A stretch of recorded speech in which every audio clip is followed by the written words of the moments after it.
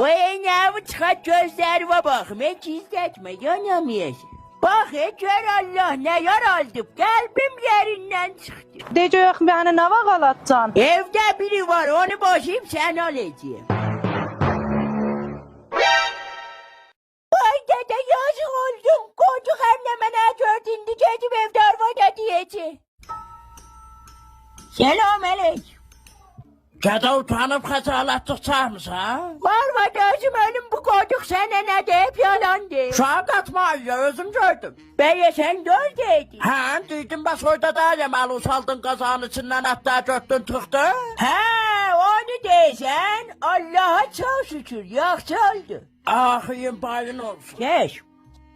Oy sağ ol dede hoşum geldi. Söz baş dersin özümü okşayayım sen. Ba, mən dəqiqən sən özü oxşamışam ba. Adam satan dərəm ki, gələn bu evdə hər nə mənə deyəm.